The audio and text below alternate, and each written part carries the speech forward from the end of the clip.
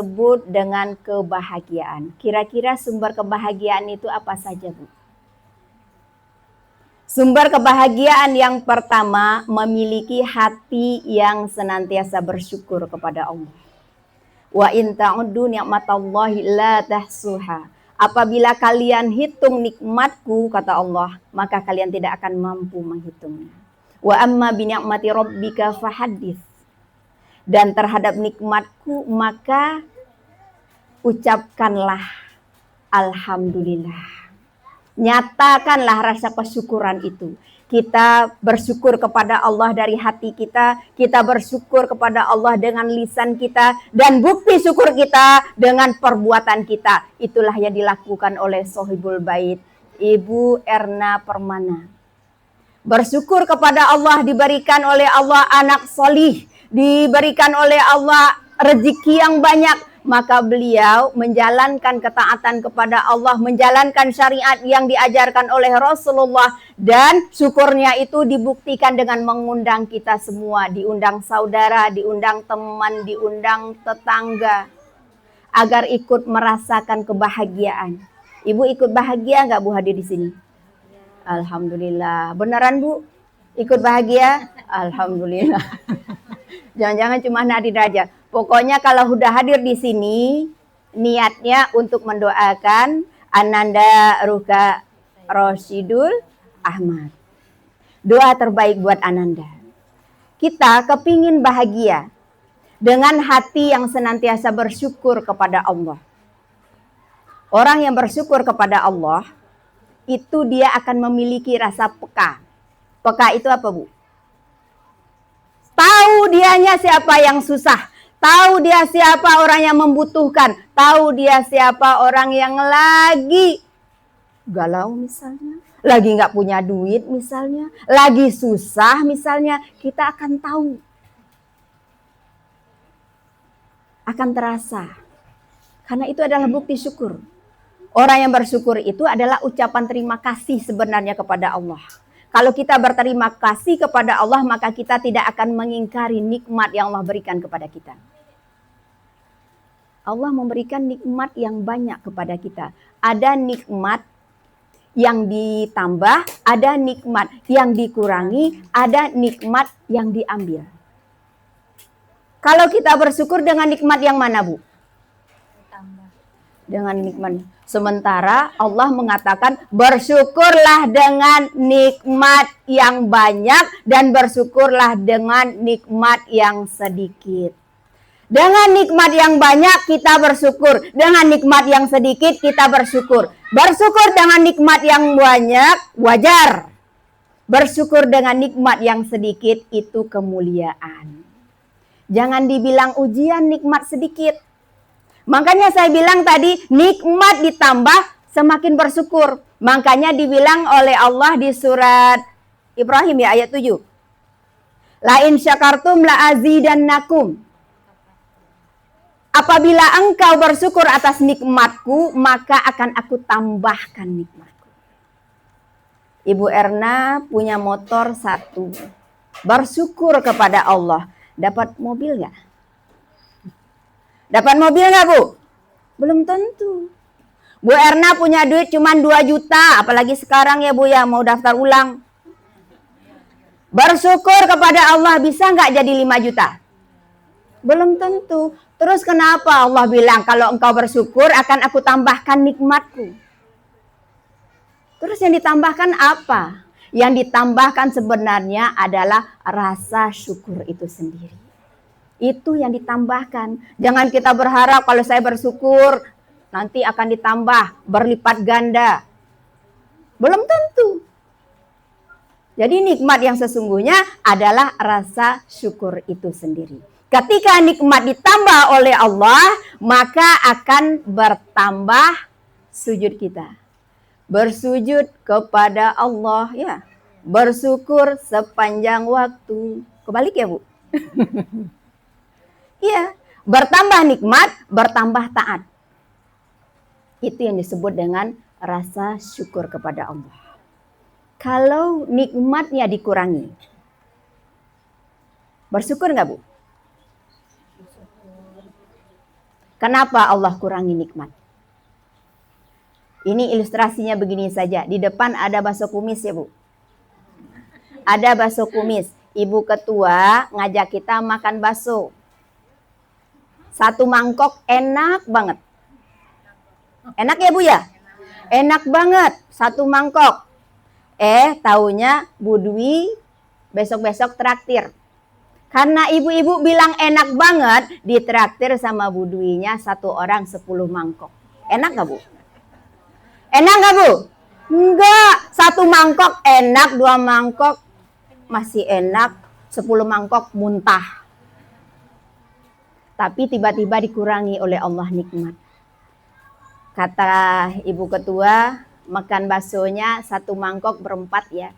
Baru makan baksonya 1, tambah seruput kuahnya, nikmatnya luar biasa. Sama halnya seperti orang lagi berpuasa, kehausan udah 12 jam, 13 jam, udah megang ini air putih ini kepegang, kayaknya kurang banget. 2 liter ditaruh di samping. Baru tegukan pertama, nikmatnya luar biasa. Alhamdulillah. Tegukan kedua masih nikmat. Tegukan ketiga masih nikmat. Udah 1 gelas masih nikmat nggak Bu? Sama nggak nikmatnya? Nggak. Jadi kalau dikurangi nikmat kita oleh Allah, berarti Allah menyuruh kita untuk merasakan nikmatnya. Terus bagaimana dengan nikmat yang diambil oleh Allah? Ibu punya pasangan? Punya pasangan? Dulu baru ngeliat saja itu kayaknya senang, suka, tertarik. Jantung itu kayaknya berdebar-debar. Duk, duk, duk, duk gitu kan bunyi. Kalau sekiranya bajunya tipis kelihatan itu goyang. Saking deg-degannya. Itu namanya jatuh cinta dari mata turun ke hati.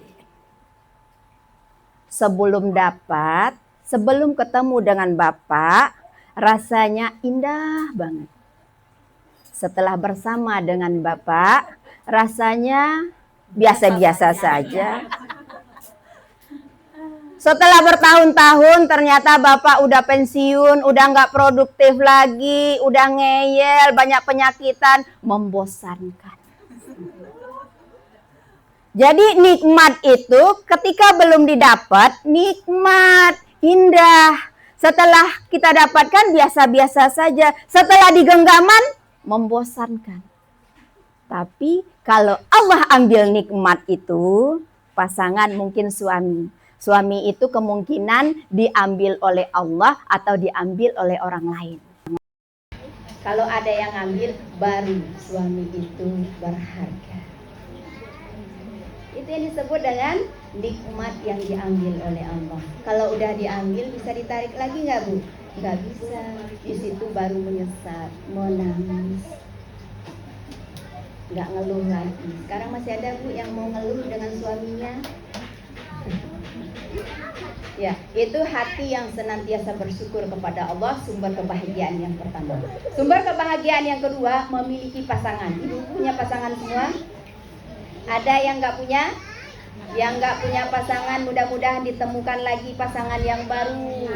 Yang nggak punya pasangan kan udah pernah punya pasangan. Pasangan yang membuat bahagia itu adalah pasangan yang solih dan solihah. Ibu kalau punya suami, maunya suami yang solih. Suami solih itu yang mana? Yang bertanggung jawab, mencari nafkah yang halalan thayyibah, yang baik hati, yang murah senyum, yang taatnya kepada Allah, sholatnya 5 waktu ke masjid, yang jujur, yang setia,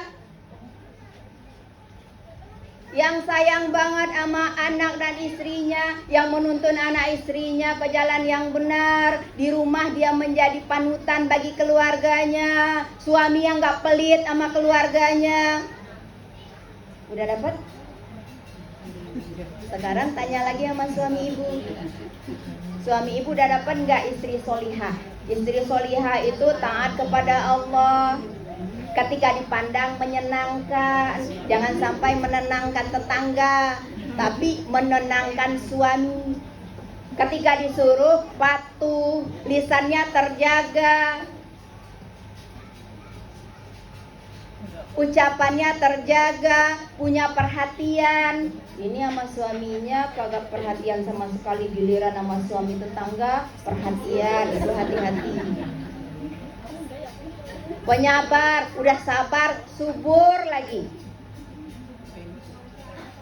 Kalau suaminya melakukan kesalahan, dia akan memaafkan. Itu istri solihah. Udah dapat, Bu? Jangan kita nuntut suami solih, kita solihahkan diri kita dulu ya. Kita solihahkan dulu diri kita. Yang ketiga, sumber kebahagiaan yang ketiga, memiliki keturunan. Ibu-ibu punya keturunan semua? Alhamdulillah, punya keturunan yang solih, yang solihah, sehat jasmani, sehat rohani, cerdas otaknya, mampu mempelajari ilmu apapun, terutama ilmu syariat, ilmu agama, taat kepada Allah, patuh kepada kedua orang tua, santun kepada orang tua, sukses berprestasi, qurrata ayun, menyejukkan mata, menjadi keturunan dzurriatan thayyibah, keturunan yang baik-baik, matanya memandang yang baik-baik, pendengarannya mendengar yang baik-baik, dia mengamatin yang baik-baik, melihat yang baik-baik, selayaknya keluarga para nabi dan rasul dan orang-orang solih terdahulu. Kalau kita cari contohnya, Nabi Nuh, keluarga Nabi Nuh, suaminya solih, anak istrinya durhaka. Nabi Lut, suaminya solih, istrinya durhaka. Fir'aun, suaminya laknatullah, ingkar kepada Allah, istrinya solihah. Saking solihnya apa doa Bunda Asia? Rabbi benili indaka baita fil jannah. Ya Allah, bangunkan hamba rumah di surga. Kalau rumah di surga berarti istana di surga. Suaminya Fir'aun. Ibu punya suami Fir'aun? Kalau ibu ngaku punya suami Fir'aun, ibu harus solihah seperti Bunda Asia. Ada? Ada di sini, Bu, yang suaminya Fir'aun. Ada yang laporan suami saya kayak Fir'aun. Ya udah, ibu ganti aja sikap ibu seperti Bunda Asia. Ada lagi Nabi Ibrahim alaihissalam. Nabi Ibrahim, suaminya solih, istrinya solihah, anak-anaknya solih. Kalau saya suruh ibu milih, ibu mau pilih keluarga yang mana? Keluarga yang mana, Bu? Keluarga Nabi apa? Apa keluarga Fir'aun? Keluarga siapa? Ibrahim. Nabi Ibrahim itu suaminya solih, istrinya solihah, anaknya solih, istrinya 2. Mau? Dan alhamdulillah Ananda mendapatkan kedua orang tua. Bapak Sunardi, bapak yang solih, Ibu Erna Permana, ibu yang solihah, Ananda Ruka Rosidul Ahmad, anak yang solih. Ketika mendapatkan anak yang solih, dari lahirnya kita sudah persiapkan semuanya. Jangankan dari lahir, dari perut kita sudah persiapkan. Baru lahir saja diberi nama yang bagus, diakikahkan, diajarkan adab, diajarkan agama, diajarkan akhlak, dimasukkan ke sekolah yang bagus, pendidikannya, pergaulannya kita awasi, dan dikhitankan. Ananda umur berapa, Bu? 11, kelas 5. Naik ke kelas 6. Ya, kalau naik ke kelas 5. Naik ke kelas 5. Berarti anaknya bahasa kita udah hidup ya. Alhamdulillah udah paham. Yang saya tahu kalau anak-anak zaman dulu, apa kalau di kampung saya, kalau anak mau minta sunat, minta dikhitan, itu syaratnya cuma 1. Setelah khitan, kemaluannya atau auratnya nggak boleh terlihat lagi. Komitmen. Kenapa? Sudah mulai mempertanggungjawabkan. Sudah mulai bertanggung jawab atas dirinya. Alhamdulillah, anak sudah dikhitan. Rasulullah mengatakan al-fitratul khams. Fitrah itu ada 5. Yang pertama al-khitan, yang pertama khitan. Apa itu fitrah? Fitrah itu aturan. Fitrah itu syariat. Syariat yang diajarkan oleh Allah kepada nabi-nabi sebelum Nabi Muhammad SAW. Khitan itu dari Nabi Adam sudah ada. Nabi Adam alaihissalam ketika diciptakan oleh Allah dalam keadaan khitan. Nabi Idris lahir sudah dikhitan, dalam keadaan khitan. Nabi Nuh sudah keadaan dikhitan. Nabi Hud sudah khitan. Nabi Soleh sudah khitan. Giliran Nabi yang ke-6, Nabi Ibrahim alaihissalam, lahirnya nggak dikhitan. Kepada Nabi Ibrahim alaihissalam Allah memerintahkan syariat khitan. Di surat Al-Baqarah ayat 124, wa idzi batala Ibrahima rabbuhu bikalimatin fa'atammahunna. Kata Allah, aku menguji hambaku Ibrahim dengan kalimat dan dia melaksanakannya dengan sempurna. Apa ujian Allah kepada Nabi Ibrahim? Kalimat. Kalimat Allah apa? Kalimat Allah itu ada 2. Ada perintah, ada larangan. Dan kebetulan Allah lagi memberikan kalimat berupa perintah. Perintahnya untuk hijrah. Perintahnya untuk membangun Ka'bah. Perintahnya untuk menyembelih putranya Ismail. Perintah untuk berkhitan. Ketika syariat khitan ini diturunkan oleh Allah kepada Nabi Ibrahim alaihissalam, Nabi Ibrahim berusia 80 tahun. Belum punya anak. Istrinya namanya siapa, Bu? Istri Nabi Ibrahim siapa namanya, Bu? Bunda Sarah. Bunda Sarah, istri Nabi Ibrahim bernama Bunda Sarah. Ibu kenal Bunda Sarah? Bunda Sarah itu adalah ikon wanita tercantik di dunia. Tercantik di dunia. Sepertiga kecantikan, keindahan ada pada Bunda Sarah. Dan kita mendapatkan sepertiga buat wanita sedunia. Jadi jangan bangga cantikku, ada yang lebih cantik. Yang tercantik di dunia bernama Bunda Sarah. Saking cantiknya, raja pun naksir. Cantiknya terkenal. Raja pun kepingin dengan Bunda Sarah. Dijemput itu Bunda Sarah ditemenin oleh Nabi Ibrahim. Ditanya, kamu siapanya? Saya saudaranya. Nabi Ibrahim gak mau ngaku, kalau enggak langsung dipenggal. Setelah didandanin, Bunda Sarah dipegang. Mau dipegang, belum juga kepegang, belum juga nyampe, tangannya kaku. Raja tangannya kaku. Kenapa? Bunda Sarah ada yang melindungi. Dia memohon kepada Allah, lindungi hamba ya Allah. Kaku tangan raja tadi. Raja memohon, tolong bilang ke Tuhan kamu, bebaskan saya. Dibebaskan. Tapi masih penasaran, diulang lagi. Dia ngulang bukan tangannya aja yang kaku, badannya pun ikut kaku. Badannya ikut kaku, maka dia memohon lagi, tolong bebaskan saya berjanji tidak akan mengulangi lagi, saya tidak akan menyentuh kamu. Maka dibebaskan oleh Allah. Setelah itu apa katanya? Tolong usir perempuan ini bukan manusia, dia setan. Karena terjaga, Allah sendiri yang menjaga. Kalau Allah yang menjaga, aman kita kan, Bu? Makanya berlindung saja kepada Allah. Bunda Sarah, istri yang pertama, punya anak gak, Bu? Gak ada. Taunya diberi oleh Allah perintah kepada Nabi Ibrahim untuk melaksanakan khitan. Dilaksanakan oleh Nabi Ibrahim dengan sebaik-baiknya dan sempurna. Dikerjakan sendiri. Tidak ada yang membantu. Ditawarin juga gak mau Nabi Ibrahim.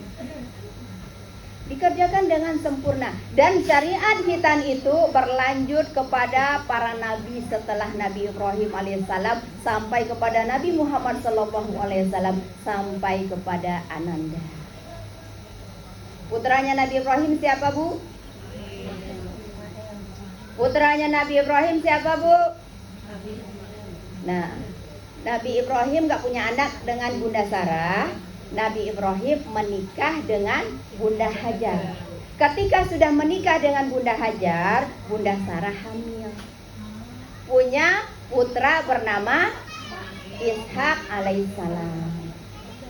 Dan setelah itu hamil juga Bunda Sarah, putranya bernama Ismail alaihissalam. Dari Ishak punya putra bernama Yakub.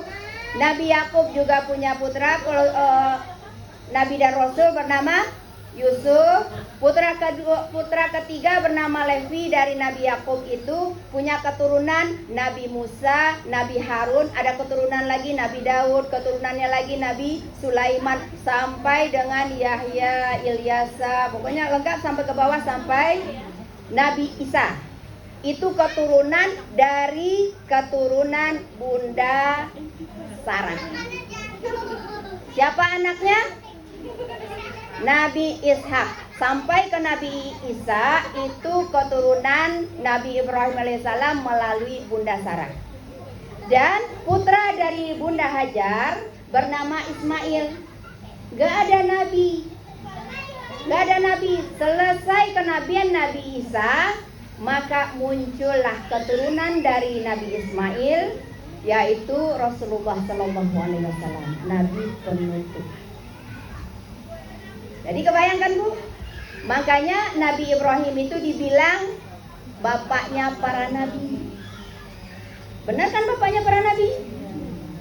Cucunya keturunan dari Bunda Sarah sampai Nabi Isa, dari Ismail sampai Rasulullah Sallallahu Alaihi Wasallam, sampai kepada kita yang sekarang. Perempuan di khitan nggak, Bu?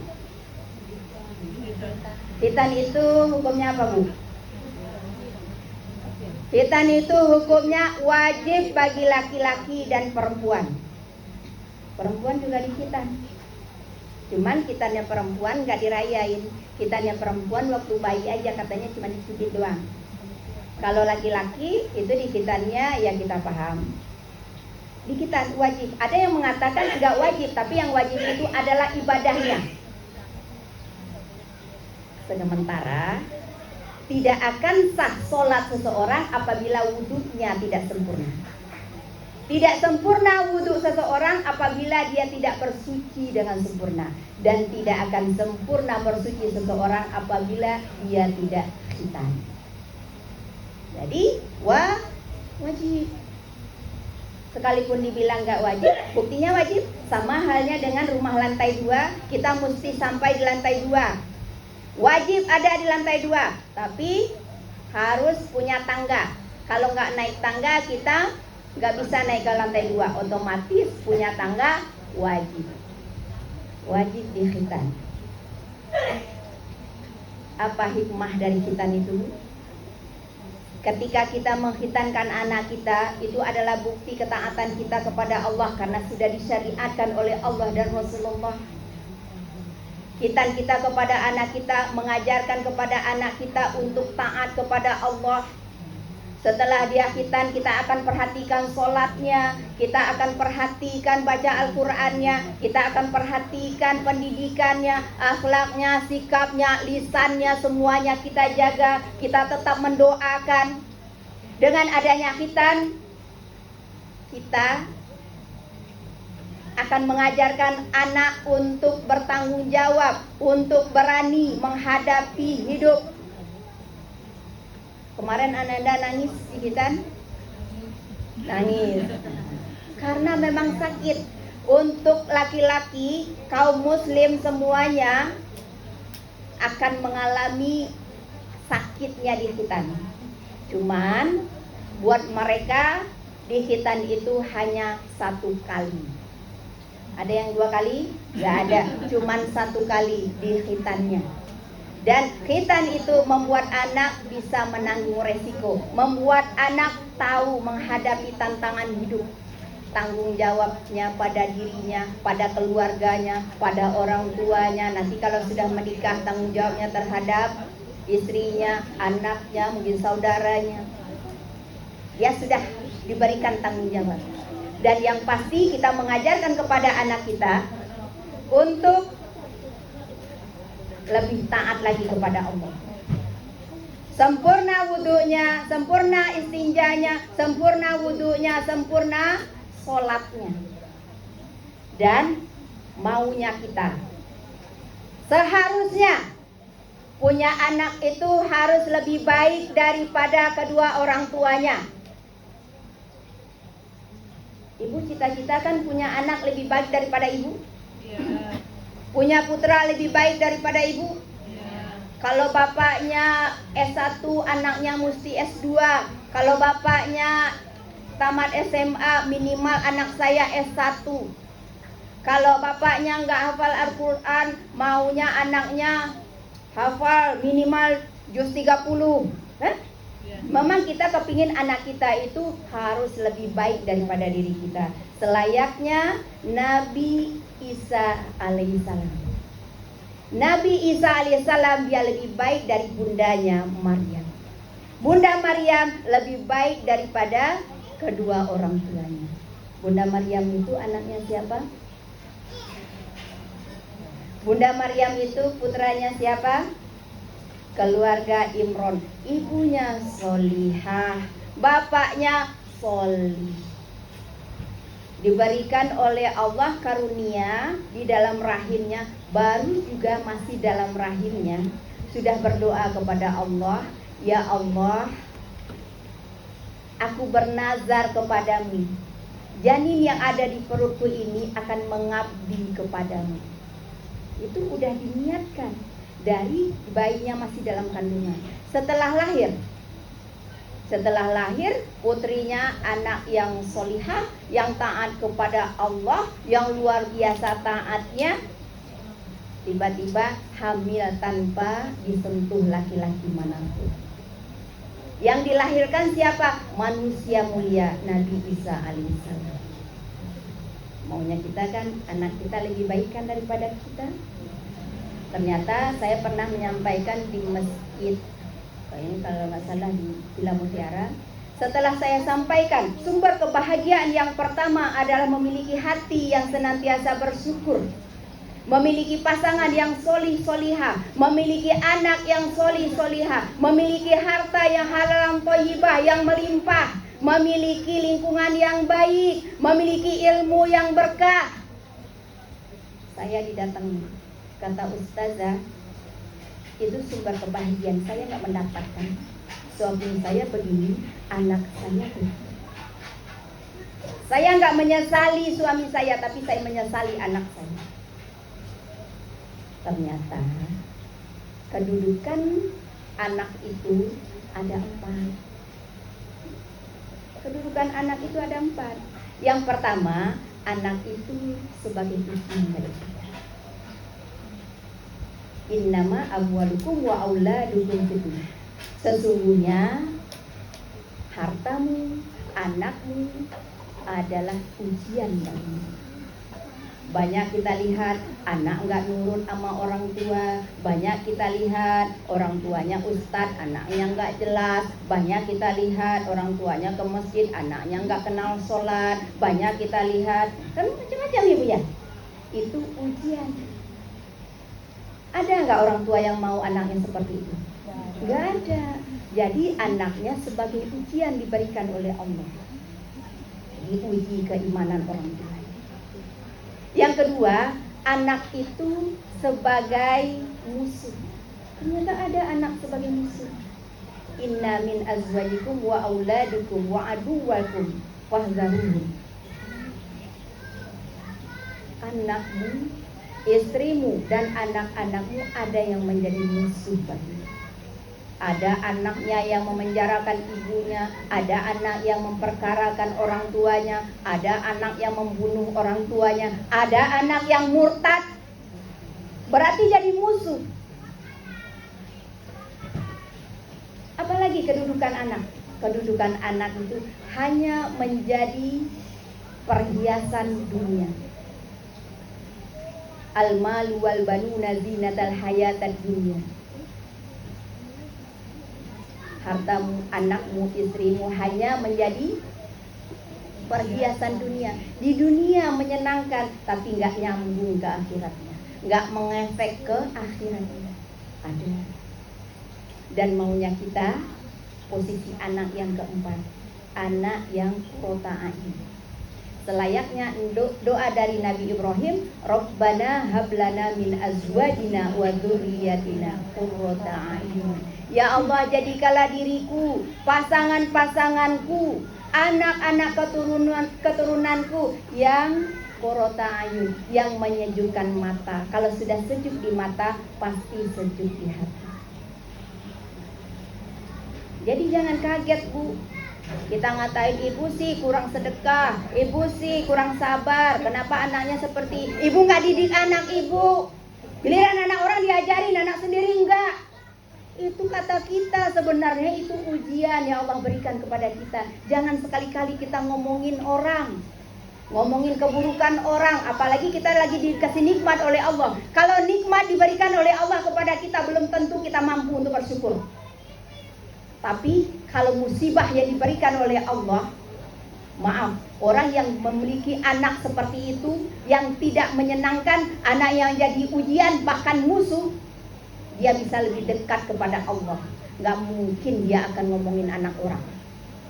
Beda dengan orang yang dapat nikmat. Yang dapat nikmat, loss, dia ngatain orang. Padahal nikmat yang dia dapatkan itu adalah pemberian Allah. Hati-hati. Dan Rasulullah mengatakan, apa yang kita sampaikan tentang keburukan seseorang, maka kita tidak akan mati sebelum kita ngalamin hal yang sama. Bisa jadi apa yang kita alami sekarang adalah dosa kita yang lama. Jangan-jangan dosa kedua orang tua kita. Dan kebaikan yang kita dapatkan sekarang juga kebaikan orang tua kita. Kebaikan yang pernah kita lakukan selama ini. Jadi hati-hati. Kita kadang gak sadar. Siapa sih yang gak mau mendapatkan yang terbaik? Siapa sih yang gak mau mendapatkan kemuliaan? Mulia di dunia, mulia di akhirat, punya suami solih, istri solihah, anak solih solihah, duitnya banyak. Enak kan, Bu? Tapi gak semua mendapatkan, karena Allah sudah mentakdirkan semuanya. Wa nabluukum min syarri wa khairi fitnah. Allah itu memberikan kebaikan kepada kita, memberikan keburukan kepada kita sebagai ujian. Fa'in ahsantum hamidallah. Apabila kita mendapatkan kebaikan, maka kita akan bertahmid, mengucapkan hamdalah, alhamdulillah, segala puji bagimu ya Allah. Wa in asa'ta astaghfartallah. Apabila engkau mendapatkan keburukan, mendapatkan hal yang tidak diinginkan, yang tidak sesuai dengan apa yang kamu mau, maka beristighfarlah, memohon ampunlah kepada Allah. Cuma itu saja. Jadi hati-hati kita. Kita hadir di sini semua, apa yang baik kita lihat, alhamdulillah. Ada yang kurang baik, kita tutup mulut kita. Kita diam, kita perbanyak